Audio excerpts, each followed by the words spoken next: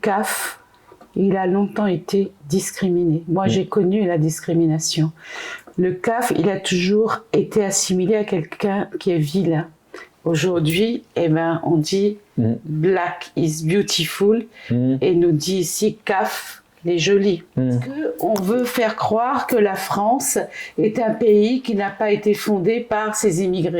Mais vous vous rendez compte, mais Zemmour lui-même, c'est pas un immigré. Les esclavagistes sont toujours aux manettes du pouvoir, mais c'est pire que ça, c'est que les esclavisés d'hier, ce sont les prolétaires d'aujourd'hui, ce sont les ouvriers d'aujourd'hui, ce sont les planteurs d'aujourd'hui.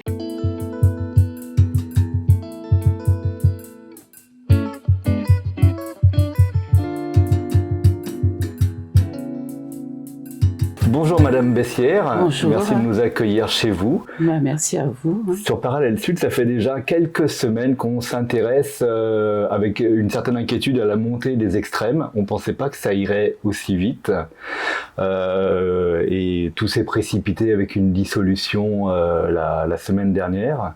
Et au cours de cette semaine, c'est ce qui m'a donné vraiment le besoin de venir vous voir. On a eu une déclaration fracassante du maire de la Plaine des Palmistes, Johnny Payette, qui déclare sur la radio publique que la fête CAF, pour lui, ça n'a pas de sens et qu'il faut arrêter de la célébrer. Donc c'est un peu tout votre combat et c'est pour ça que je viens vous voir pour savoir déjà quelle a été votre première réaction quand vous avez entendu ça. Bon, comment s'étonner que quelqu'un qui a du mépris, voire même de la méconnaissance par rapport à son histoire, tienne ses propos. Et je crois que c'est le problème de La Réunion. Vous savez, nous, on a mis en place l'association Racine CAF dès 1999. Et on a tout de suite été critiqué avec les mêmes propos, en fait, que Johnny Payette dit actuellement. Pourquoi tu lèves le boubou? Laisse la plaie guérir, là, vous êtes en train de lever le boubou, et donc, ça sème la pagaille. Et nous l'a tenu pourquoi? Parce que nous pensons que, justement, c'est l'histoire qui répare. Et depuis 1999, nous l'a cessé de batailler pour que l'histoire soit enseignée à l'école, dès la maternelle, voire la primaire, jusqu'à l'université. Qu'est-ce qui fait d'ailleurs que c'était en 99 que vous avez créé cette association? Je l'imaginais plus ancienne encore. 99, pourquoi? Parce que c'est nous, on a, c'est notre déclaration d'ouverture. On est né en 99. Oui. 20 décembre 1998, on a fondé Racine CAF dans les Hauts-de-Saint-Paul, chez Thibert. Il dit toujours que Racine CAF est né sur un tas de fumier. François Thibert, le Thibert. Ouais, François Thibert, parce que, alors il dit que Racine CAF est né sur un tas de fumier. Et nous dit que le tas de fumier donne des plus belles fleurs. Donc, l'aîné 20 décembre 1998, elle a été déclarée, parce qu'on a toujours un temps, en mars 1999. Donc, c'est pour ça que nous parlons de 1999. Nos premières actions, notre première profession de foi, il date de 99. Voilà. 98, c'était les fameux 150 ans de la commémoration de l'abolition de l'esclavage. Oui. Voilà. Donc, c'est dans cette foulée-là. Pourquoi? Parce que 150 ans de l'abolition de l'esclavage, nous avons commencé à parler de l'esclavage et du 20 décembre sous d'autres termes. Vous connaissez très bien M. Cellier. Avant, il disait « Faites Lecce, faites Sarda, faites Frère Scubillon ». Et là, en 98, 150e anniversaire de l'abolition de l'esclavage, il a eu comme une prise de conscience institutionnelle pour parler en fait du 20 décembre autrement. Comment est arrivée cette prise de conscience? Qui l'a amenée? Parce qu'en effet, du temps d'Auguste Legros, le maire de Saint-Denis, on appelait ça la fête des Lecce, ce qui était une insulte à la mémoire. Moi, m'y pense, et ça, il faut toujours rendre honneur en fait aux associations, parce que la société civile a toujours été la première à soulever les problèmes fondamentaux, les questions fondamentales. Là, avant nous, et dans la même période, il y a eu la fête CAF, il y a eu Espace Afrique, il y a eu aussi Conscience Noire, et toutes ces personnes-là, bien sûr, les universitaires comme Sudelfuma, Prosper Rêve et tout ça, a levé ce problème de la connaissance de l'esclavage. Parce que pendant longtemps, il y avait la fête CAF. La fête CAF a toujours existé. Il a toujours appelé la fête CAF parce qu'il était dans les quartiers. Mais quand il est devenu institutionnel, il a eu pas mal de critiques. Pourquoi la fête CAF? C'est la fête de tous les Réunionnais. Effectivement, c'est la fête de tous les Réunionnais. Mais quand on voit que y a 63 000 esclaves visés, qu'elle a été libérée en 1848 et que dans ces 63 000, 10% d'Indiens, la plupart, le reste, c'est des créoles. C'est qui les créoles? Les créoles, c'est les esclaves que les nés à La Réunion. Et les nés de quoi? De qui? Voilà ce mélange. On comprend que quand nous parle de CAF, nous parle d'un CAF qui fait partie intégrante de la population réunionnaise, qu'elle est à l'origine même de la population réunionnaise. Et quand nous voit au niveau du quota que l'a toujours eu entre les hommes et les femmes, que l'a toujours été déficitaire, une femme pour 10 hommes, une femme pour 5 hommes, on comprend bien que les hommes, quelle que soit la couleur de votre peau, et ben Zot l'a choisi les femmes que étaient là dans le territoire. Et il avait les femmes malgaches, les femmes africaines, les femmes malbaraises, donc le noir, le sang noir l'est en nous. Et ça, il faut nous les fier. C'est pour ça qu'on nous dit que la fête CAF, c'est la fête de tous les Réunionnais, parce qu'il faut que nous reconnaissions que nous toutes, nous en avons un CAF en nous. Si nous l'étions en Amérique, on aurait dit quoi? On connaît ça, la goutte. Enfin, il parle de la goutte. La goutte. C'est-à-dire que si on a une goutte de sang noir en haut, ou les noirs, on les considère comme noirs. Donc pour nous, il faut que nous c'est sémantique, quoi. Oui. Il faut que nous reconnaissions cette cafritude en nous, cette cafritude génétique. Alors, donc, nous les nés de ça, mais surtout ce que nous l'a voulu faire au niveau de Racine CAF, c'est sortir de cette folklorisation et donner un vrai sens à la commémoration du 20 décembre.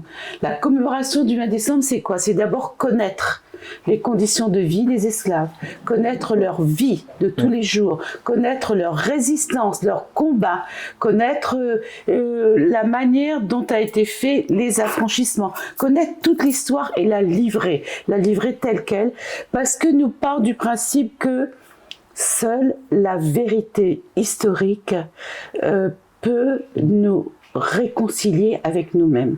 Il y a eu la légende des marrons. Bien sûr, le marronnage, c'est pas qu'une légende, mais comme on n'a pas toutes les sources, si ce n'est les sources judiciaires, on a inventé beaucoup de choses autour des marrons.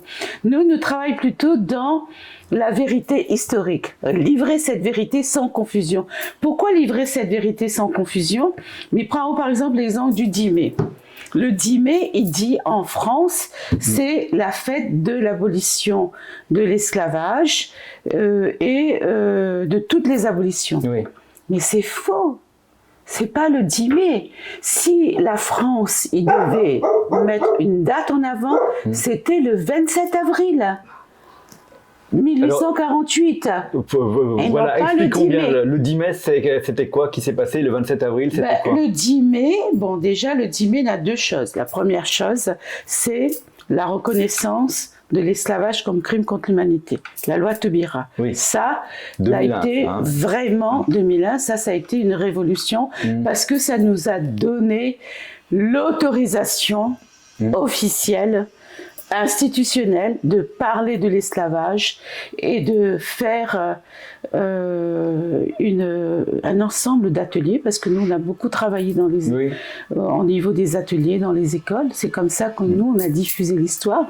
Ça nous a donné cette possibilité, cette ouverture. C'était vraiment quelque chose d'important. Reconnaître l'esclavage comme crime contre l'humanité, c'est nommer le criminel, l'État français colonial, c'est nommer la possibilité de travailler à la réparation historique. Et pour nous, la première réparation, c'est la connaissance de l'histoire. Donc, pour revenir... Le 27 avril.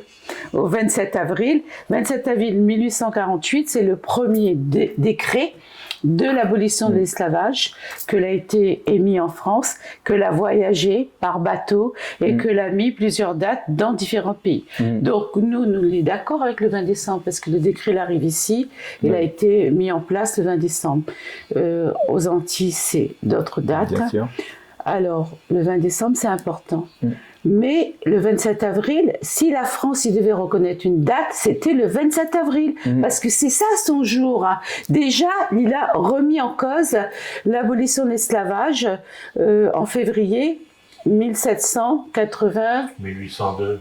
Ah, il a aboli. Oui, il y a eu plusieurs. Il y a eu plusieurs abolitions. La première abolition, c'était en 4 février 4 février. 1794. D'accord. Donc, ça, c'est la première abolition. Oui. 4 février 1794, qu'elle a été abolie par Napoléon et que les revenus, le décret, il a été remis en place le 27 avril. Oui. Donc, si la France n'a pas honte de son histoire, il aurait dû prendre cette date. D'accord? Mais il a choisi le 10 mai, c'est par rapport à l'événement de Mitterrand. C'est aussi un clin d'œil à la loi Taubira, donc nous l'est déjà dans la confusion. Oui. Et nous refusons cette confusion. Nous célébrons le 10 mai. Le 10 mai, ce que nous célébrons, c'est la loi Taubira.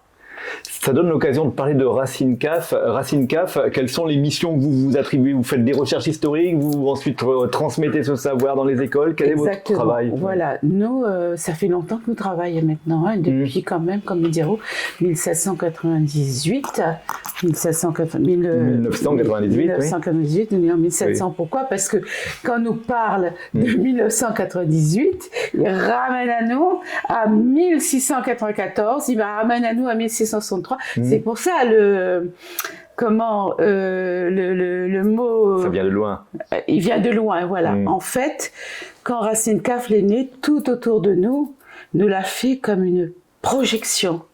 Et c'est fou. Et tous les gens de Racine CAF, par exemple, quand nous partions dans les lieux historiques, les gens y pleuraient, les gens étaient effondrés.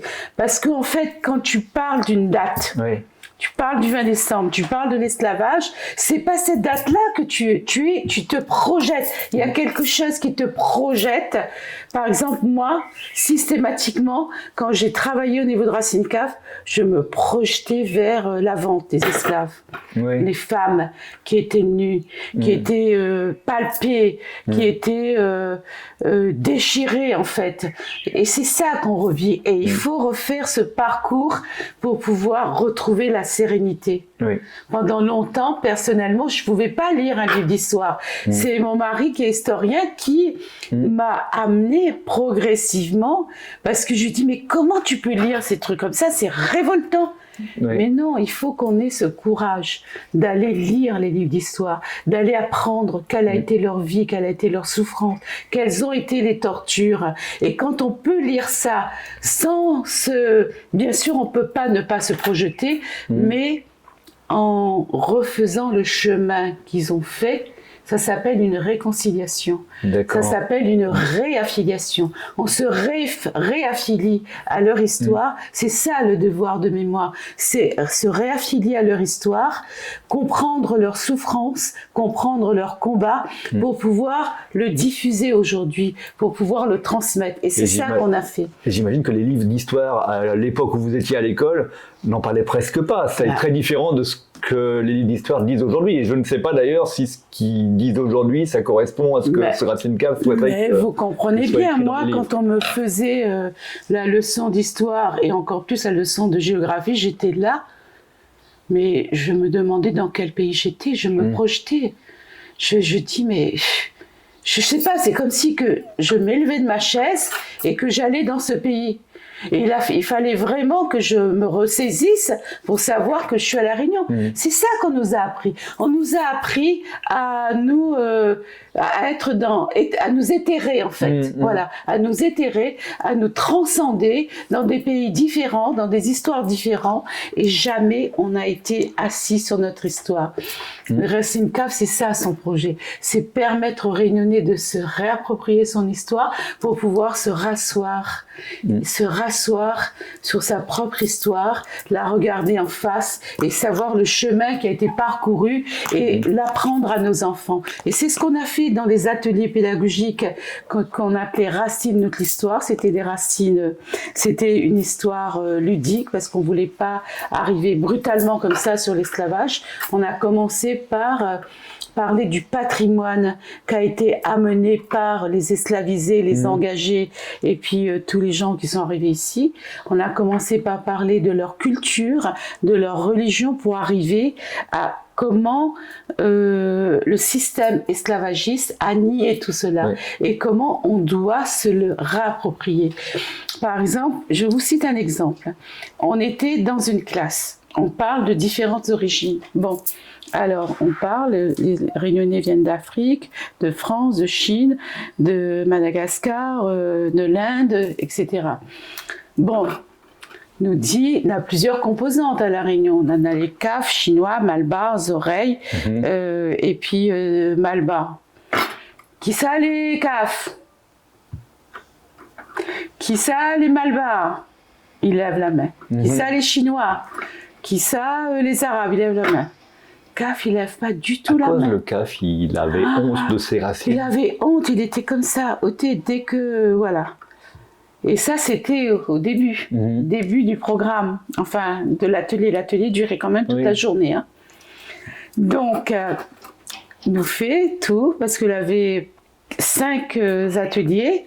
Le premier atelier, c'était racines et ravages, c'est-à-dire nous travailler les racines de plusieurs façons, cuit, cru, en frites, pour montrer aux enfants que nous pouvons manger ces racines-là de toutes les façons, en gâteau, en boulettes, etc. Après, nous fait les contes, Sirandane et tout ça. Après, nous fait l'histoire et nous fait la musique et nous finit par l'histoire. Et une fois que Banal a enregistré tout ça, Zotlé dans l'héritage, là, Zotlé dans la fierté, en fait, de savoir que nos ancêtres ont apporté ça. Et là, nous peut reprendre. Et là, nous dit, qui ça les cas. Et là, toute la bande élève la main. Et là, c'est notre fierté. Et on a eu des dessins, même, des petits. Merci, Racine Caf, parce qu'on l'a appris à nous. C'est quoi notre Racine Caf? C'est ça, en fait. Arriver à cette fierté des origines, arriver à ce que tout le monde sait qu'il a apporté quelque chose à La Réunion, à tous les niveaux. Au niveau spirituel, au niveau culturel, au niveau de la production économique et sociale, et qu'on soit fiers de ça. C'est ça pour nous, la réparation, c'est ça la résilience. Et c'est ça le travail de Racine Caf. Et nous pensons qu'en 30 ans, nous l'a réussi parce qu'aujourd'hui, nous rendons compte qu'on en a une conscience historique. Les jeunes, par exemple, les musiciens, ils revendiquent cette histoire-là, comme les autres musiques les portées par cette histoire, le Maloya les porté par cette histoire, les autres les fiers de cette référence. Dans les salles de classe, c'est pareil, et au niveau de La Réunion, dans sa globalité, nous la plus honte de cette histoire, nous commence, et comme il dit nous commence, parce que c'est encore très fragile, à être fiers. Et le meilleur exemple, c'est quand on nous fait des ateliers généalogiques. Là, mon fils Nathaniel, Philippe aussi, fait des ateliers généalogiques. Et par exemple, nous connaissons que dans les années 80, et ça, c'était pas nous qui disions, c'est le cercle généalogique de Bourbon, quand il avait un descendant de colon, il venait faire son arbre généalogique. Dès qu'il tombait sur un malgache, il courait, il prenait la poudre en tête. Non. On l'avait appris à invisibiliser cette racine-là. Ah oui, et donc, il avait honte en fait. Il dit, bon, arrête là. Là, s'il me dit ça à mes parents, ou même à mon grand-père, il sera mécontent. Par exemple, nous, à la plaine des Palmistes, où l'avait la famille Murat, il était franchement noir. C'est-à-dire qu'il avait la physionomie d'un noir, mais il a toujours dit qu'il est blanc. Ça, c'est pas moi, c'est dans les journaux que je lisais ça. C'est la pureté blanche, il est blanc de génération en génération. Nous, nous veut que nous arrêtions avec ça, en fait. Aussi de plaine des Palmistes, et c'est vrai que depuis tout le temps, même quand Le Pen faisait des tout petits résultats, c'était déjà à la plaine des Palmistes que les résultats étaient les meilleurs, et c'est peut-être pas un hasard si Johnny Payette, c'est le maire de la plaine des Palmistes. Bah oui, justement, mais vous l'avez vu la couleur qu'il est? Bah oui. Bon. Bref, donc ce qu'il veut dire, c'est que, voilà, on a fait ce travail, surtout au niveau des ateliers. On a fait aussi quelque chose qui s'appelle le calendrier mémoriel, c'est-à-dire on a sorti toutes les dates de l'histoire on va dire le 10 mai. Le 25 mai, enfin, le 10 mai, c'est la loi Taubira. Le 25 mai, c'est la journée de l'Afrique.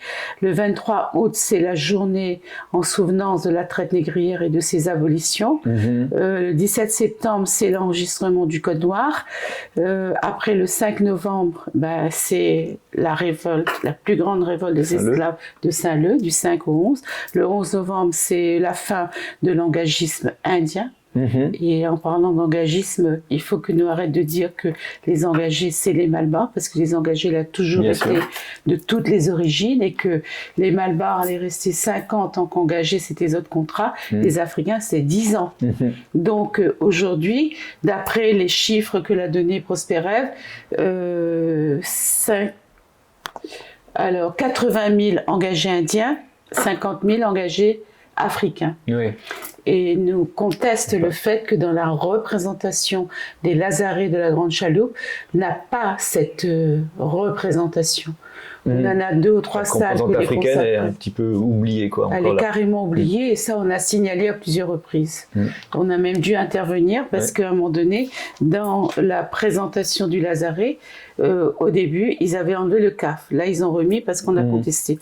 Donc, ce que je veux dire par là, c'est que il faut que on arrive à cette revalorisation, parce que le CAF, il a longtemps été discriminé. Moi, j'ai connu la discrimination.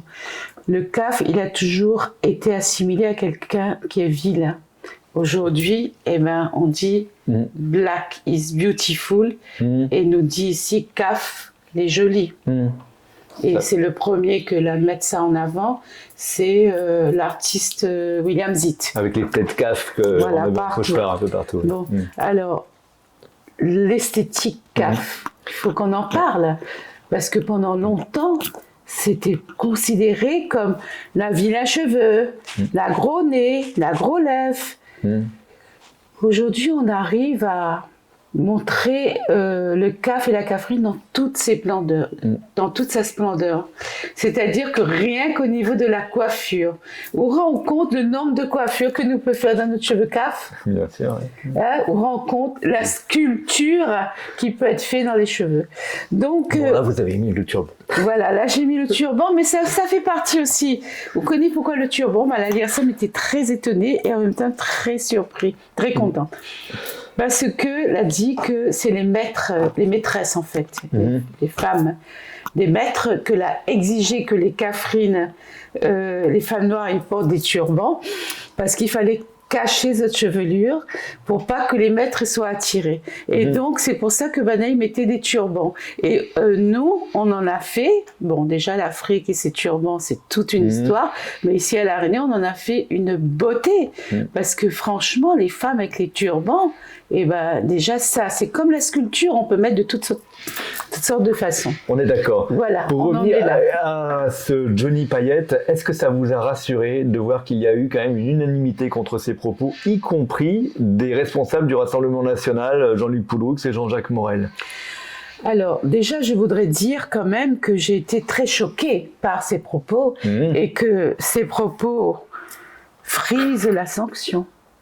Vous savez que l'article 24 de la loi Taubira reconnaît que les descendants d'esclaves qui ont été heurtés par des propos discriminants d'une personne concernant la non-reconnaissance de l'esclavage et de ses souffrances peut porter plainte. Donc, on est en train de réfléchir, bien qu'on a porté plainte contre pardon et qu'on n'a jamais eu l'aboutissement de cette plainte. Donc, pardon, c'était quoi? Rappelez-moi l'histoire. Pardon, vous vous rappelez, il avait fait un t-shirt à l'époque et Racine CAF a porté plainte pour dire, par exemple, il a mélangé toutes les origines et puis il a mis... CAF, il a mis des trucs sur les CAF, sur les Malbars, sur les oreilles. Il a mélangé en fait les noms. Et CAF, il faut que je retrouve, c'était cafard, voilà. Ah oui, en plus ça a une sale histoire en Afrique du Sud, ce mot-là, quoi. Voilà, cafard. Malbar, Zarab, c'était, Zom, il faudrait retrouver, mais en tout cas, c'était cafard. Et cette Donc- plainte est restée sans suite. Vous ne savez pas si elle peut encore Sans ressurgir. suite. Sans suite. Bien sûr, il s'est excusé en disant ouais, c'était de l'humour, mais nous, on a porté plainte. Vous vous rendez compte un peu? Cette plainte a été remise sans suite. C'était grave quand même, hein, Cafard.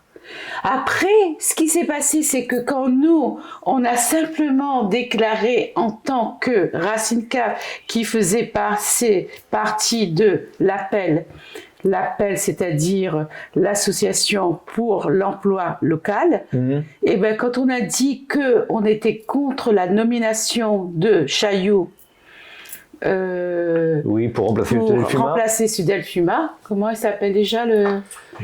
Virginie Chailloux-Artrou qui a porté plainte 10 fois. On a dit simplement qu'il y a des compétences à La Réunion et que de cette préférence régionale, locale, par rapport à compétences et à diplôme égal, on voulait que ça soit un Réunionnais qui remplace Sudel Fuma. Ça s'appelle pour nous le droit de vivre et de travailler au pays. Voilà, c'est pas plus que ça. Et personne n'a remplacé Sudel Fuma encore aujourd'hui, je crois. Et par contre, elle a porté plainte contre nous. Oui. Heureusement que la justice a reconnu que c'était une opinion et que ça n'avait pas lieu d'être amené en justice. Ça veut dire qu'on attaquait notre liberté de pensée et d'opinion. Alors, personne n'a été... Mais ça, c'est la faute à qui ça? C'est la faute à l'université. Vous avez vu beaucoup de Réunionnais là, qui arrivent à prendre des postes à l'université. Bon, bref, ça n'a pas été fait et c'est vraiment un gros problème parce que ce poste-là, il a besoin d'être fourni. Il y a des gens qui sont compétents à La Réunion. Et pour tout, c'est comme ça. Franchement, il faut arrêter. Les Réunionnais qui vivent en France et qui arrivent à La Réunion, qui veulent travailler, ils ont le droit de travailler. Qu'est-ce qu'on a dit là dans le Humidum? Qu'est-ce qu'on a dit aux enfants de la Creuse? Allez, la promesse, vous reviendrez, vous aurez des diplômes, vous allez pouvoir travailler. Mais est-ce que ça s'applique? Vous comprenez que la promesse de la République, c'est une fausse promesse. C'est une... comment dire... c'est un mépris en fait, parce qu'on fait partir les gens, mais on leur donne aucune condition pour qu'ils puissent revenir et travailler et vivre et mettre leurs compétences au service de leur pays. Aujourd'hui, c'est normal qu'il y ait des associations qui se bagarrent pour ça, parce que ça s'appelle purement et simplement un génocide intellectuel. Oui, c'est Aimé Césaire donc, qui parlait de génocide de substitution. Voilà, c'est ça, exactement. Et on est en pleine période de réparation. Je veux dire, la nouvelle gouvernance, la gouvernance actuelle, ce qu'elle doit penser en premier lieu, c'est qu'est-ce qu'il faut réparer des crimes du passé. Il y a eu tout un travail qui a été fait sur la Shoah. Est-ce que vous pensez qu'il y a le même travail qui est fait par rapport à l'esclavage? On ne va pas comparer les deux, parce que le crime est atroce et qu'il n'y a pas de hiérarchie dans le crime. Mais je veux dire, il faut faire un travail sur les séquelles de l'esclavage qui existent encore aujourd'hui. Si je vous prends la place des maires, est-ce que vous trouvez normal que quand il y a des élections, on donne de l'argent aux associations pour qu'ils appellent à voter pour tel ou tel maire? Mais ça s'appelle de l'aliénation. Ça s'appelle de clientélisme. Ça s'appelle de la subordination. Est-ce que ça, c'est pas un relent de l'esclavage? Il y a le maître, il y a l'esclave. On est toujours dans cette dialectique du maître et de l'esclave. Et le maître, aujourd'hui, c'est le maire. Il faut arrêter avec ça. Donc le combat est loin d'être terminé. Le combat n'est pas du tout terminé. Et vous évoquiez donc la possibilité de déposer une plainte contre Johnny Payette. Oui. Ouais. Oui, je mets en avant ça et je pense que ce qu'on va faire, c'est réunir toutes les associations qui font un travail de mémoire pour porter cette plainte, pour la mettre en commun, parce que même si c'est excusé sur ses propos, il l'a dit, il a affirmé, il faut arrêter de fêter le 20 décembre. Ça veut dire il faut arrêter avec le devoir de mémoire. Vous vous rendez compte? Le devoir de mémoire, c'est reconnaître qu'il y a eu crime. Le crime, il est imprescriptible et il n'y a pas eu une amorce de réparation. Par rapport à la langue créole, on est encore dans le combat. Par rapport à l'histoire qui n'est pas enseignée. L'histoire n'est pas enseignée. L'histoire est enseignée par le bon vouloir des professeurs. Il faut que Racine Cave passe à l'école, sinon ils l'auront pas, quoi. Mais pas seulement Racine Cave passe à l'école, mais aussi il y a quelques professeurs quand même d'école primaire ou même au niveau du lycée, du collège, qui font l'histoire. Mon mari était historien, il a fait tout le temps l'histoire, mais il a eu beaucoup de critiques. Mais je veux dire, ça peut pas être une option. Ça doit être une obligation qu'on apprenne l'histoire de La Réunion. C'est une question d'ancrage, de permettre aux Réunionnais de s'ancrer dans leur histoire, dans leur île, dans leur pays. C'est ça l'importance de la connaissance de l'histoire. Vous m'avez dit que vous n'aviez pas été étonné plus que ça par les propos de Johnny Payette, vu le personnage. Et en effet, il y a certes une unanimité peut-être de façade pour dire il a vraiment dit n'importe quoi, mais on connaît cette droite réactionnaire qui, Sarkozy avant et d'autres, parlent d'un refus de la repentance, on n'est pas là pour ce... Est-ce qu'on est vraiment à l'abri d'un retour de bâton de cette idée de refuser la repentance? Moi je pense que Johnny Payette, il a dit ça. Et c'est très bien ce qu'il a dit. Il a dit ça parce que ça rentre dans le cadre du programme du Rassemblement national. Vous avez dit vous-même, les députés ont refusé la reconnaissance de l'esclavage comme crime contre l'humanité. Ils ont refusé la réparation. Alors, ce que je veux dire, c'est que leur objectif, c'est de faire table rase du passé et aussi de penser qu'ils sont là pour un renouveau de tout. Alors, on veut plus les immigrés parce qu'ils sont trop noirs ou ils sont trop bruyants, ils sentent mauvais ou il faut voilà, Chirac, qui soi-disant était contre le Rassemblement national, il a fait le bruit et l'odeur, qui étaient des propos particulièrement exactement. C'est violent quand on parle du bruit et de l'odeur. On s'attaque à la culture des gens. Parce que on veut faire croire que la France est un pays qui n'a pas été fondé par ses immigrés. Mais vous vous rendez compte, mais Zemmour lui-même, c'est pas un immigré. Il faut arrêter. Vous voyez comment on est dans la cécité. En France, on est dans la cécité historique, on est dans la cécité culturelle, on est dans la cécité de tout. Et on essaye de parler de l'excellence française. C'est quoi l'excellence française, franchement? C'est quoi l'excellence française? Peut-être il faut aller au fond des choses parce que là on dit il y a la loi Taubira, il y a la loi sur le devoir de mémoire et c'est ça qui nous autorise à contester ces propos, voire à attaquer en justice. Mais à l'origine de ces lois, il y avait une vraie volonté. En fait, c'est quoi qui porte ces lois? À quoi elles servent ces lois-là? La loi Taubira qui a très bien expliqué dans un long discours que finalement en 2000 par exemple, on refusait, c'était le déni, on était dans le silence, on était dans l'oubli, on était dans le déni il y en a même qui parlaient d'esclavage que l'esclavage avait existé. Donc c'était une nécessité, une obligation de mettre en avant cette histoire comme faisant partie de l'histoire de la France par rapport à tous les bateaux négriers qui sont arrivés et qui étaient français et même européens, commerce international. Mais c'était une nécessité de remettre en avant la vie, les conditions de vie, les conditions de travail, mais aussi, pas seulement, la résistance. Parce que quand on parle d'abolition, on parle des abolitionnistes, mais on oublie de dire que les premiers abolitionnistes étaient les esclaves eux-mêmes. Bien sûr. Par leur lutte, par leur résistance. Donc c'était une nécessité. Au fond, on veut blanchir l'histoire. Blanchir l'histoire, c'est-à-dire que voilà. Ça servirait les intérêts de qui de blanchir l'histoire? Ben, ça servirait une certaine idée de la France, de la France blanche, de la blanchité et de la suprématie blanche. Voilà, ça c'est important. C'est-à-dire que pourquoi il y a eu esclavage? C'est une idéologie, l'esclavage. On ne va pas revenir sur la malédiction de Cham, on ne va pas revenir sur toutes les thèses des scientifiques qui disaient que les Noirs, ils n'ont pas de cerveau, ou du moins leur cerveau est amoindri. Tout ça, ça a été critiqué. Mais ça a été l'œuvre des scientifiques, des religieux, des gouvernements, il faut le dire. Mais on n'a pas encore appris cette histoire.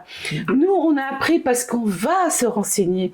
Mais vous pensez que le commun des mortels connaît cette histoire, connaît que les anthropologues, ils se sont liés avec les esclavagistes, connaît que les sociologues ont eu des thèses racistes, connaît que les gouvernements ont soutenu ces thèses. Regardez la déesse, comment il appelle déjà cette déesse-là, qui a été mise... Je ne saurais pas vous aider. Ah, la déesse Autantote. La déesse Autantote. Tu sais, quand j'ai vu ce film, ça s'appelle comment le film des... Quand j'ai vu ces films, j'ai pleuré, quoi. Vous connaissez bien quand même tout ce qui est zoo humain.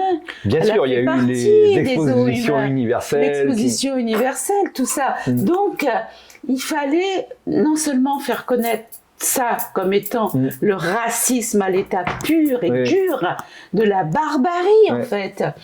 On a traité les Noirs de barbares, mais de quel côté était la barbarie? Ce que je veux dire, pourquoi c'est important pour les jeunes d'aujourd'hui, les générations qui montent, de connaître cette histoire-là? Vous parliez tout à l'heure des stigmates de l'esclavage qui sont encore présents dans la société. Parce que on est toujours dans la méconnaissance et dans la reproduction de ces traumatismes. Pourquoi il y a la violence aujourd'hui et la violence intrafamiliale? Déjà parce qu'il y a une très grande promiscuité. Je veux dire, avant, la nécessité d'avoir une famille, pour fonder une famille, il fallait avoir une case. On avait une cour et le jeune qui voulait se marier, il se faisait une case. Aujourd'hui, c'est plus possible. Le travail. Est-ce qu'on n'est toujours pas dans un régime qui ressemble à celui qui a été mis en place par l'esclavagisme, c'est-à-dire qu'on a toujours d'un côté des gens qui sont soumis, qui sont aliénés, qui sont subordonnés, et puis d'autres qui se conduisent comme étant des maîtres. Quand on a, par exemple, toutes ces grandes surfaces qui montent franchement comme des champignons à La Réunion, et que c'est toujours Ayotte qui a le monopole là-dessus. Est-ce qu'il ne se positionne pas en tant que maître, maître de la surface de La Réunion, maître du pays réunionnais?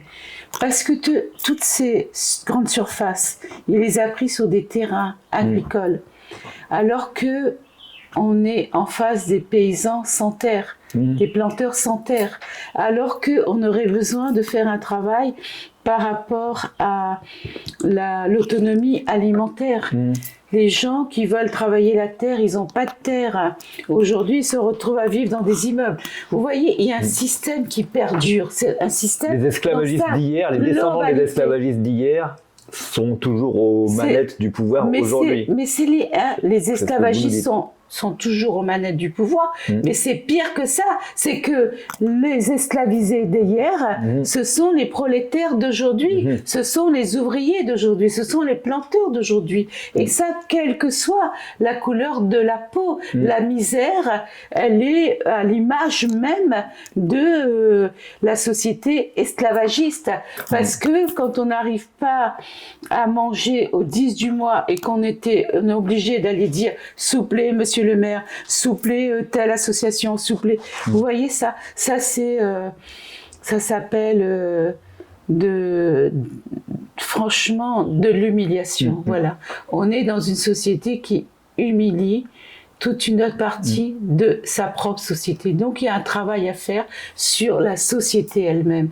Est-ce que c'est normal qu'il y ait ce seuil de pauvreté? Est-ce que c'est normal qu'on soit dans un pays où il y a 60% de chômeurs et on se demande pourquoi ça révolte pas? Mais ça révolte pas parce que il y a la famille qui est une soupape. Au moment de l'esclavage, c'était pareil. Quand un esclavisé était affranchisé, la première chose qu'il faisait, c'était d'affranchir sa famille. Donc, vous voyez, il y a un système qui perdure. Là, aujourd'hui, ce qu'il faut faire, ce qu'on appelle la réparation, c'est déjà permettre à chacun d'entre nous de pouvoir faire une thérapie gratuite, de pouvoir faire une recherche d'ADN gratuite, parce qu'on sait que l'ADN chromosomique permet de savoir son origine sur 1000 ans.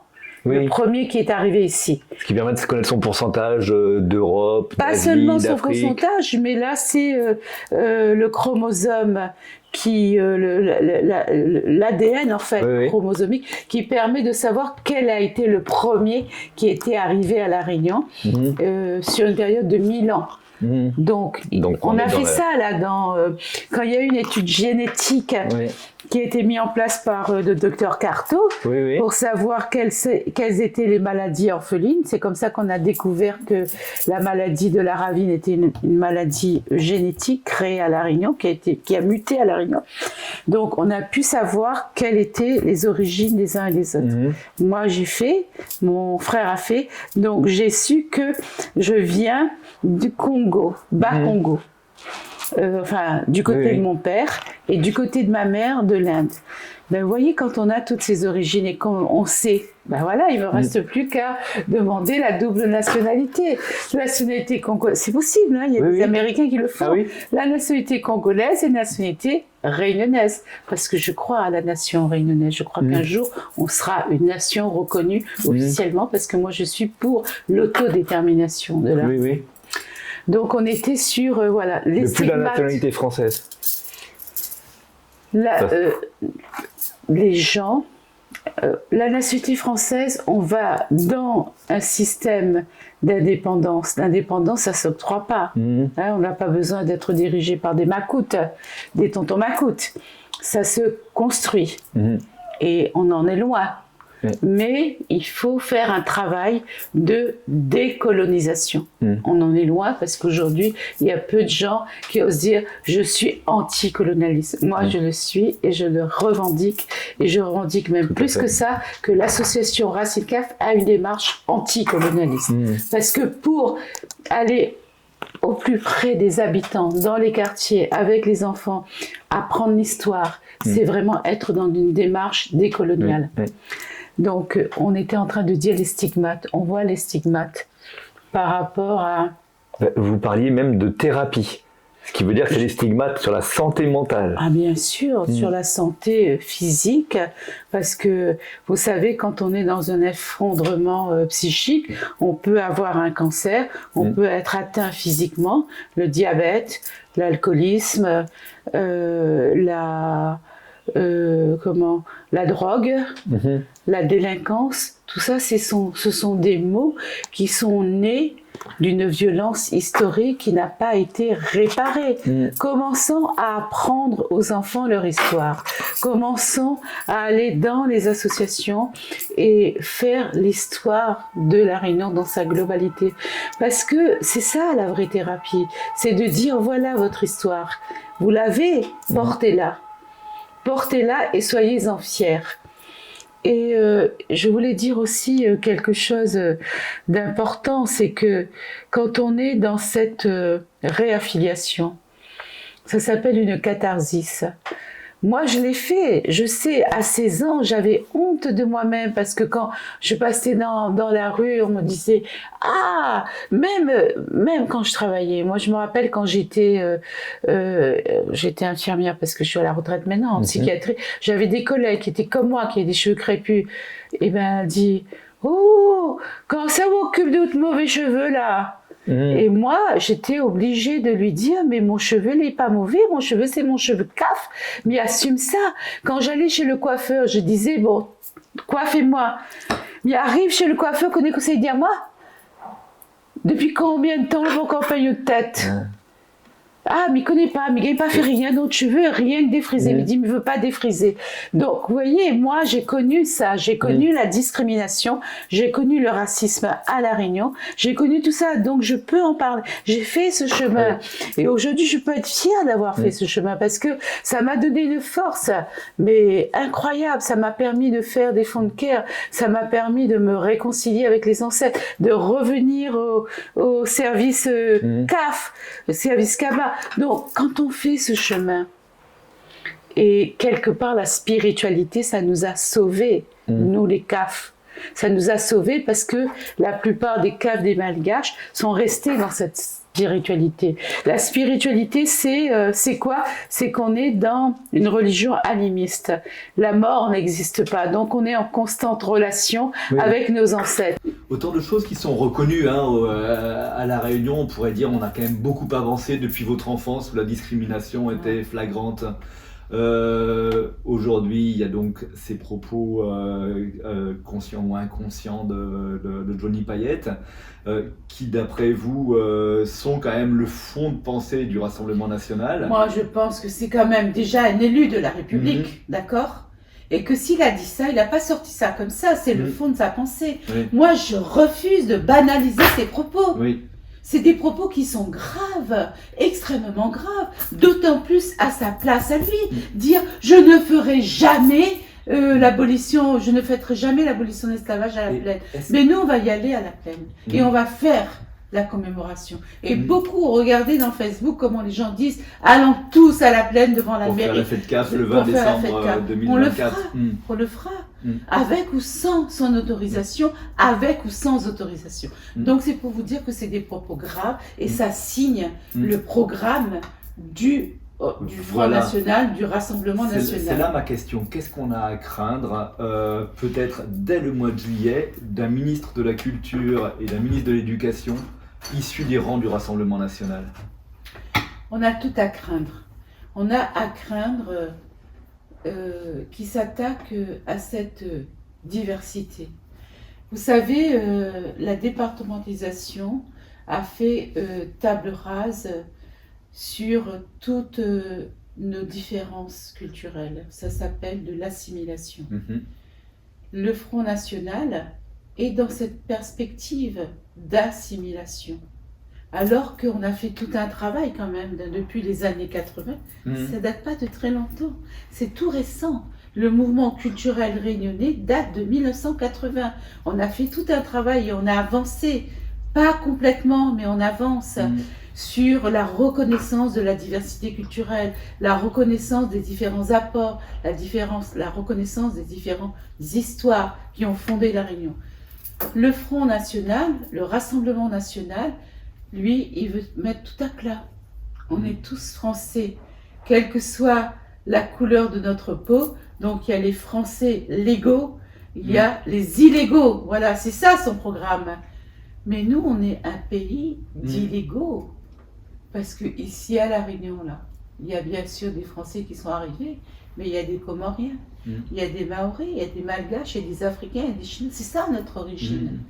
On est des Français illégaux et on est fiers de l'être. Donc, le Front National va s'attaquer à ça, va remettre à plat et va mettre en place une idéologie de l'excellence. Ça, c'est Zemmour. Une idéologie de la francité, la féroce, la blanchité, féroce, la férocité de la blanchité. Donc, il faut... Et puis surtout le racisme, le fonds de commerce. Oui, en tout cas l'origine du Front National. C'est le racisme. Donc bien sûr, il faut se battre. Mais ces gens-là avancent assez masqués parce que c'est très difficile maintenant de les traiter de racistes, on se fait attaquer. Ils arrivent à avoir beaucoup de voix à Mayotte, alors qu'ils sont plutôt anti-islamistes en France, et ils arrivent à avoir énormément de voix à La Réunion dans toutes les composantes de la société. Mais mettez-vous bien en tête que si on en arrive à là aujourd'hui, c'est bien parce qu'on est dans une société qui est appauvrie. Et que moi, je suis d'accord avec les gens qui disent que c'est une réaction et non pas une action. Parce que les Réunionnais qui votent le Rassemblement national, ils disent nous ne connaissons pas autre, nous. Ce que nous veut, c'est que nous veut un changement. La fin essaye avec la droite, la fin essaye avec la gauche, la fin essaye avec la droite, elle nous essaye avec Obana. Donc c'est comme l'histoire, quoi. Nous connaît pas l'histoire, mais nous connaît au fond de nous d'où ça nous vient, parce que c'est ça aussi la complexité du Réunionnais. C'est qu'il ne connaît pas l'histoire, mais il connaît où ça lui sort. Et dites-vous bien que la plupart des Réunionnais savent qu'il a en lui une origine esclavagiste, esclavagisée, et que la plupart des gens qui sont dans la pauvreté, eh ben, ils se relient à cette histoire de l'esclavage. Ils savent en eux.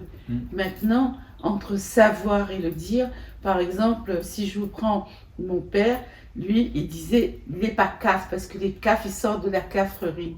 Mais il connaissait qu'il était d'origine esclavisée.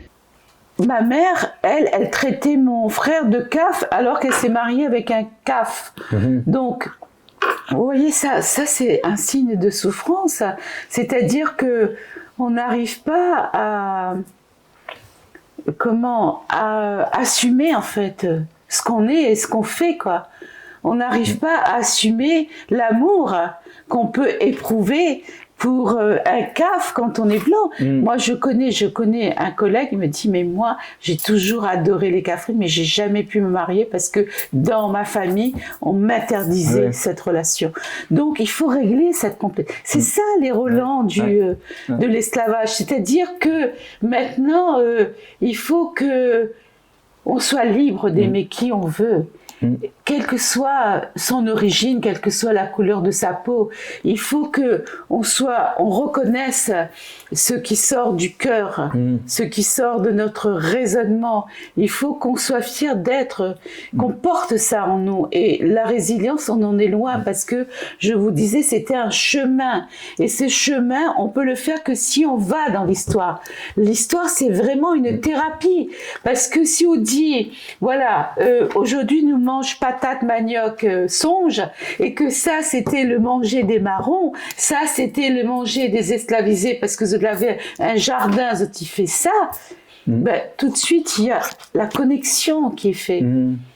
Quand on nous dit le Maloya, c'est la musique des esclavisés parce que Zoti faisait comme ça, Zoti rassemblait Zot le soir parce que le maître autorisait à Zot, mais que dans ce rassemblement, Zoti célébrait Zot ancêtres, ça c'est une fierté. Ça veut dire que ça s'est jamais interrompu, que la culture qu'on porte en nous a toujours existé malgré l'interdiction, malgré la loi. Et on le sait, ça, le Maloya, il était interdit par Pero Pradi. On dit qu'il n'y a pas eu de loi, mais Pero Pradi a vraiment agi. Nous, mon père, il a vu quand même, et Fiamaviri le raconte, il prenait les instruments, il prenait les gens, il les attrapait, il les emmenait en prison. Ça, c'est une réalité historique, ça. Comme il prenait les enfants, il mettait dans l'avion. Il faut qu'on parle de tout ça, parce que parler, c'est dire la vérité. Le Rassemblement national, s'il passait au pouvoir, nous ramènerait peut-être à cette époque-là où vous parliez de cette férocité blanche, cette francité promue par rapport à la diversité. Pourtant, les gens votent de plus en plus Front National. Le Rassemblement national, il commencerait par dire on oublie tout ça. Tout ça, ça a existé peut-être, il dirait peut-être, mais que tous les esclavisés n'étaient pas malheureux, que tous les esclavagistes n'étaient pas féroces, il dirait ça, le Front National, et qu'on arrête avec tout. On arrête avec les commémorations, on arrête avec la diversité, on est tous... Mais ça, c'est un crime, ça. Et comment vous vivez? C'est un crime, ça. Comment vous comprenez que d'élection en élection, il y a de plus en plus de gens à La Réunion qui... Et parce que, je vous dis, on est... mais vous ne pensez pas que c'est la faute des institutions? Moi, je dis que c'est la faute des institutions. Si on s'occupait... Je vais vous donner un exemple. En 2000, on a fait une série de conférences. on avait 100 heures d'écoute sur démounage, l'esclavage, quelle réparation. Et on voulait proposer un programme de réparation à partir du discours des gens. On a fait quand même des conférences dans plusieurs endroits, dans tous les quartiers de La Réunion. On a demandé au conseil général, au conseil régional, aux mairies, voilà, on a ce programme, on voudrait faire une recherche sur ces cassettes-là, les décrypter et faire l'analyse de ce que les gens disent et proposer un programme de réparation à partir du discours des gens.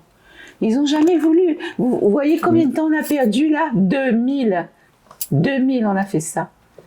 2024, il n'y a toujours pas de programme de réparation. On a perdu 24 ans et on en est loin. On commence simplement à évoquer la question de la réparation publique. Nous, on n'est pas pour une réparation financière, on est pour une réparation publique. Commençons à prendre l'argent qui a été déposé à la Banque de La Réunion, qui est devenue maintenant caisse d'épargne. Oui. Commençons par l'argent que les propriétaires ont eu de l'indemnité. Faisons une caisse publique, une caisse financière publique, et prônons une réparation publique à partir de cet argent-là. Pour financer ce dont vous parliez, les thérapies, les réparations publiques, l'enseignement public, la mise en place de programmes de réparation publique qui peuvent être faits par les associations. En 2000, on a proposé ça, on n'a pas. Le musée, vous vous rendez compte qu'il n'y a même pas un musée de l'esclavage à La Réunion ? La maison des civilisations était partie pour et puis elle a été abandonnée. Elle a été abandonnée parce que voilà, il y avait toute une partie des politiciens qu'elle n'était pas d'accord avec ça. Alors que maintenant, il faut parler d'un musée de l'esclavage. Est-ce qu'on pense qu'il est normal qu'il n'y a que des noms des esclavagistes dans les rues de La Réunion ? La Bourdonnais n'en a 6 endroits que n'en a son nom. Non, il faut qu'on arrive à une véritable pacification, mais comment dire, qu'on vive un peu dans un climat serein. C'est pas serein, moi qui suis descendant d'esclavisés, moi je suis pas sereine quand je passe dans les rues et que je vois tous ces noms, rue de la Compagnie des Indes, rue Colbert, rue de la Compagnie, rue de la Bourdonnais. Il faut qu'on arrive à avoir, on n'a pas dit qu'il faut enlever ces noms, on a dit qu'il faut équilibrer, avoir un paysage réunionnais où apparaît le nom des esclavisés, le nom des résistants, le nom des marrons. Ça, c'est trop demandé, ça. Ils sont en train de faire sur la place de la Liberté en enlevant la statue de la Bourdonnais pour le remplacer par un endroit de mémoire. Mais qui a demandé ça ? Si ce n'est l'appropriage, on n'était pas tout seul, on était 46 associations. Aujourd'hui, vous voyez qui a marqué le nom l'appropriage sur cette place-là ? Non, les institutions prennent une idée, la mettent en œuvre et effacent les gens qui l'ont mis, qui ont permis cette mise en œuvre. Ça, c'est un mépris aussi. Je veux dire, quand la Madame Barretz a décidé ce projet, elle l'a fait sans nous. Elle n'a même pas été capable de nous appeler, alors que nous, on a demandé une enlevation. Un déboulonnage ou un déplacement public. Oui, c'est un déboulonnage public. C'est-à-dire qu'on soit là, qu'on assiste à notre victoire. Elle nous a usurpé notre victoire. Vous trouvez ça normal, vous ? En ménageant la chèvre et le chou, en quelque sorte, quoi. Bah oui, mais c'est ça. La chèvre et le chou, ils ménagent la chèvre et le chou, et aujourd'hui, voilà ce qu'on récolte, le Rassemblement national. Ils sont responsables de ça, les politiciens. Et il peut être parfois surprenant que certains discours identitaires puissent rejoindre le discours du Rassemblement national. Je pense, avant-hier, je regardais un débat à la télévision. La personne qui prétend avoir monté Tamis Changam est candidat Reconquête. Comment on peut arriver à basculer d'une défense d'une identité historique à des idées du Rassemblement national et même de Reconquête ? Ça, c'est grave. Moi, je connais bien Tamis Changam et je connais aussi, il n'y a pas que lui d'ailleurs, hein, j'ai vu aussi que celui de Saint-Paul, là. Lui, c'est Moutou Alaguin. Oui, voilà, c'est ça, Moutou Alaguin, oui. Lui, il est là-bas aussi. Mais je veux dire, mais c'est grave. Ces gens-là, c'est C'est comme Johnny Payette, quoi. Ils n'ont pas assimilé leur histoire. Ils se sont pas approprié leur histoire. Comment on peut retourner vers le racisme alors qu'on est né là-dedans? On est né, on a souffert de ça. Ces gens-là, ils ont souffert du racisme. Alors, pour eux, c'est quoi? Non, moi, franchement, je comprends pas. Ouais. Je n'accepte pas non plus. Et pour moi, c'est des gens qui sont dans un carriérisme politique. Ils vont là où le vent tourne, mais ce n'est pas des leaders. Hein. C'est pas des gens à qui on peut se fier.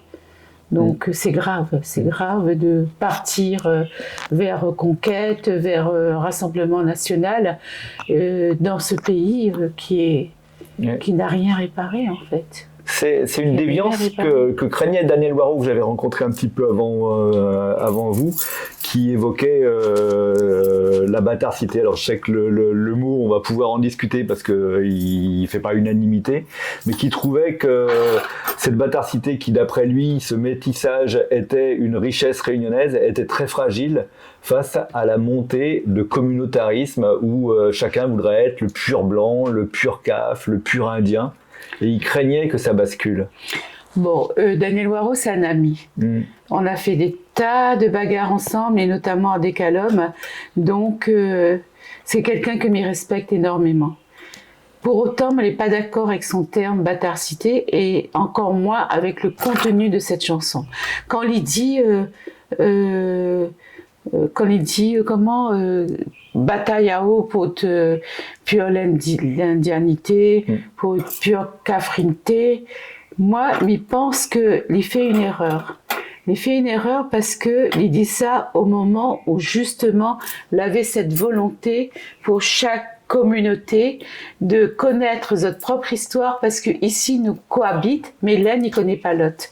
Et il est important que nous connaissons à nous, il est important que nous fait ce retour aux sources. C'est pas pour aller vivre là-bas, c'est pas le retour au pays, mais c'est le voyage à l'envers. Nous appelons ça nous le voyage à l'envers. Retourner vers ses origines, connaître la civilisation indienne, la civilisation africaine, la civilisation chinoise. Tu vois, tout ça c'est important. C'est important, et nous l'est encore dans la discrimination, parce que bon, autant la civilisation chinoise et le Gwendi et aussi la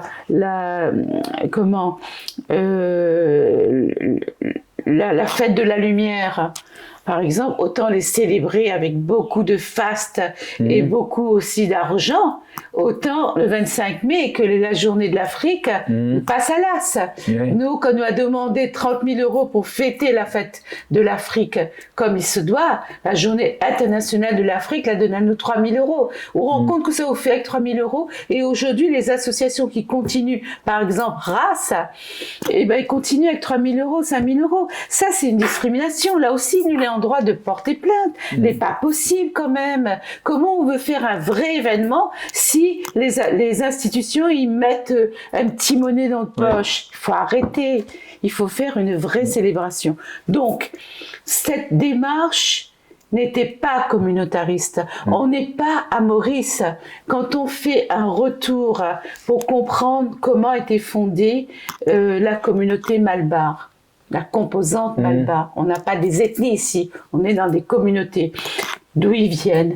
Ils viennent en tant qu'esclaves, ils viennent, parce que tout le monde vient en tant qu'esclave, même les engagés, même les Chinois.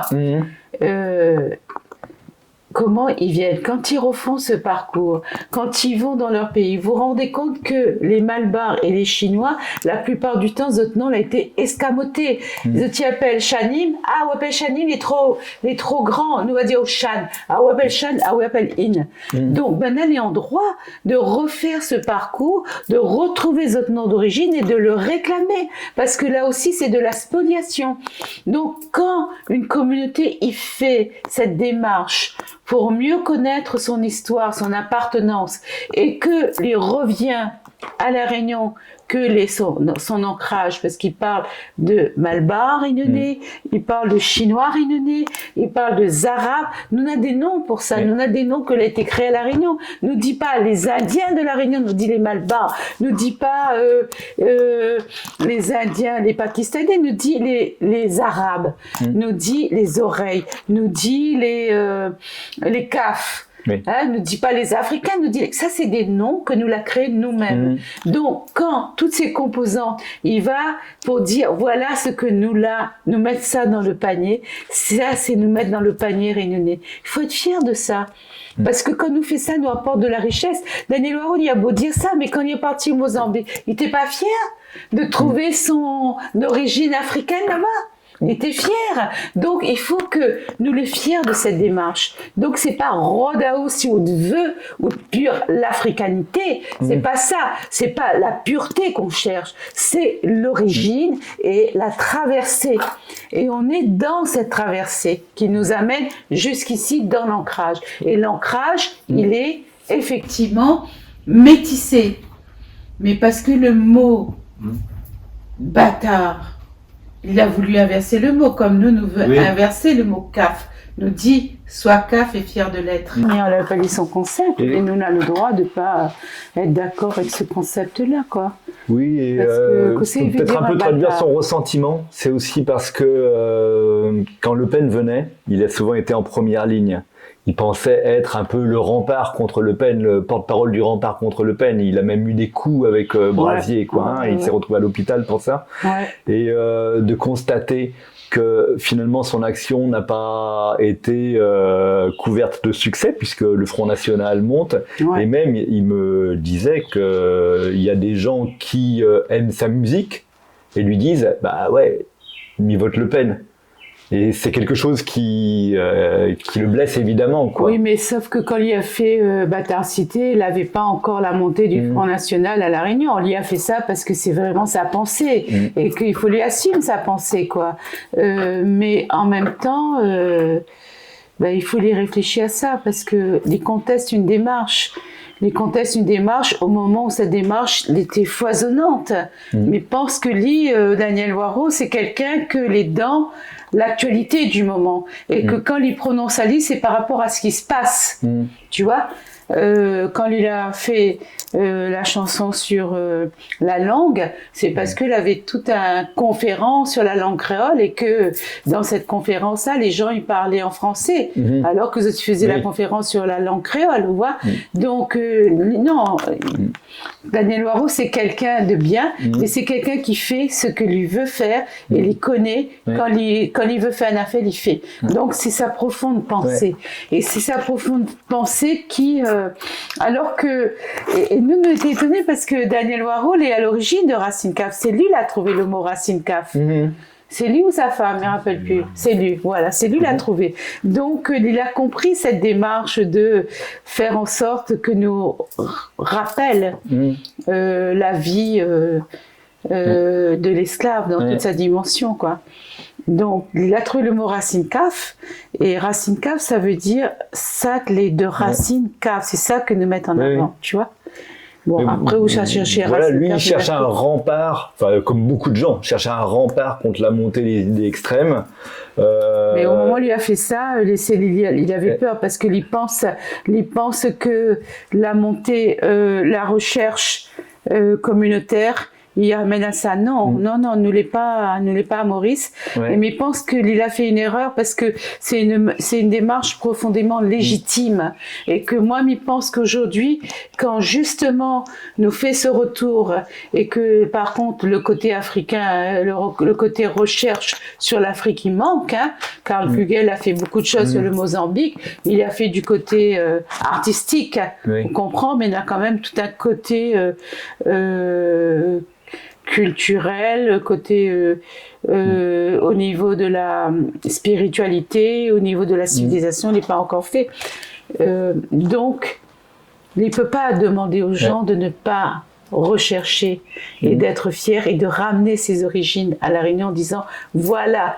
Hein, parce que aujourd'hui, qu'est-ce qui se passe? Il dit pourquoi les gens la ont d'être cave d'après eux? Parce que dans l'esprit, ça s'appelle l'intériorisation de l'infériorité. Parce que dans l'esprit des Réunionnais, mais aussi de l'ensemble du monde, des Français notamment, eh ben, le CAF est lié à l'esclavage.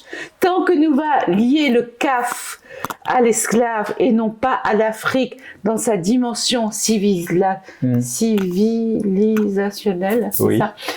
Tant que nous va pas lier l'Afrique, le CAF à l'Afrique, ben, nous sera dans cette intériorisation de l'infériorité. Le CAF, c'est pas qu'une histoire que les lier avec l'esclavage. Le CAF, il est venu ici, il a été esclavisé, mais il est venu ici en tant qu'être humain, il a ramené son patrimoine, il l'a maintenu, il a résisté avec son patrimoine. Et ça, il faut que nous comprenions ça. Oui. Que l'esclave, c'est d'abord un homme et une femme que l'homme a emmené son héritage. Et nous les héritiers aussi de ça. Nous les pas héritiers que de la souffrance. Nous les héritiers de toute la richesse, de tout le savoir-faire, de tout le savoir éducationnel. Quand il parlait de la cour, c'est franchement un espace africain. Quand il disait comme ça, un enfant africain est éduqué par tout un village. Mais c'est vrai. La cour, c'était ça. Les gens qui vivaient dans la cour, toute la bande qui appelait ton tata, et les gens qui habitaient avec ça, c'était des cousins, cousines. Voilà le village africain que nous l'a reproduit ici pendant longtemps, quoi. Le pessimisme exprimé par Daniel Boireau, et pas que lui, c'est que cette valorisation des racines, cette réunionité, pour pas utiliser le mot bâtardité, aurait pu apparaître comme un rempart contre les idées extrêmes. Et c'est un rempart qui est pour l'instant illusoire. Comment faire aujourd'hui pour éviter que le Rassemblement national continue à progresser? Il aurait dû en parler, il aurait dû choisir le mot réunionité. C'est un mot que moi j'aime beaucoup parce que justement le fait de repartir vers les origines, c'est pour mieux revenir dans son ancrage et fonder cette réunionité. Le jour où chaque composant de la Réunion va connaître lui c'est un Malbas, il sort de là-bas. Voilà quelle pratique religieuse en a là-bas, voilà quelle société, comment lui est arrivé, Kossal il a subi ici. Quand il parle aux terrains héritiers, les engagés par exemple, vous avez un terrain qui était donné par les colons, mais l'a promis à Zot de rester sur le terrain. C'est pour ça qu'il parle de terrains héritiers. Un peu l'a pu garder parce que Zot a fait de l'acte centenaire, mais la plupart est reparti dans les lotissements, tu vois, parce que Zot n'a pas pu avoir accès. Donc il faut que nous refaisions ce parcours et que moi, je pense que la réunionité est à ce prix-là. C'est quand nous va connaître à nous-mêmes, chacun de nous, et que nous va dire, et là, il parle plus de français, là il parle de réunionner. C'est-à-dire que la Réunion, c'est une communauté de destin. Et c'est pour ça que nous, notre programme aussi, au niveau de l'association, c'est de faire une commission vérité et réconciliation. Parce que nous vivons dans un système où on a d'un côté les victimes, de l'autre côté les coupables. Il faut nous arrêter avec ça. Les descendants de colons que aujourd'hui, si vous êtes prêts à verser vos archives, vous participent à la création de l'histoire de la Réunion. Parce qu'il y a beaucoup d'archives, a été brûlées, vous connaissez bien. Il a été brûlé par les colons Zotpem. Donc, si aujourd'hui il reste des archives privées, et n'arrête pas de dire ça, et que le fils, l'héritier de l'esclavagiste, parce que il n'est pas coupable, mais il est héritier, d'accord? Lui amène ça, lui verse aux archives et lui permet à nous de reconstruire notre histoire. Il y participe à la réunionisation de l'histoire. Et c'est ça le rempart contre le Rassemblement national, c'est ça le rempart contre le racisme. Et c'est à ça que nous croyons. Et c'est pour ça que nous bataillons. Et nous bataillons jusqu'à notre mort pour ça. Parce que les plus qu'urgent aujourd'hui de faire cet apprentissage historique, de faire cette réparation. Aujourd'hui, le programme que nous devons mettre en avant, c'est un programme de réparation sociale. Nous appelons ça l'enzistissement. Ça, c'est un mot qui a été fondé par comment il appelle François Saint-Omer. Oui, Et c'est un mot auquel nous croyons.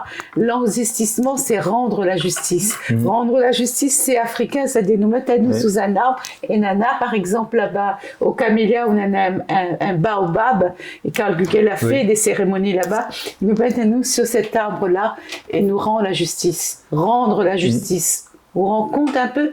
Et c'est pour ça que nous, Racine CAF, nous sommes une association qui est en justice. Voilà. Là, donc, on est sur un travail de fond, de longue haleine aussi. De longue haleine. 30 ans, plus que 30 ans maintenant.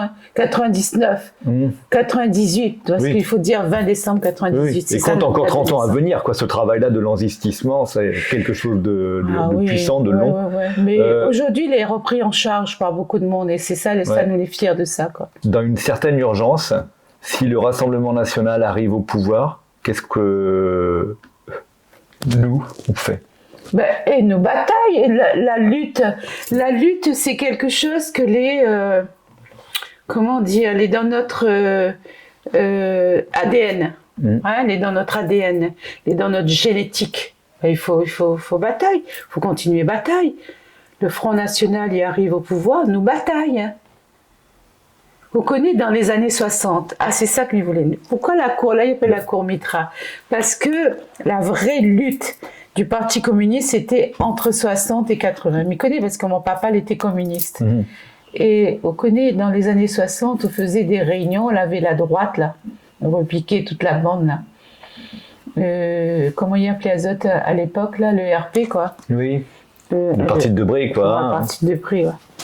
Ils étaient arrivés, ils étaient lancés des galets dans la cour.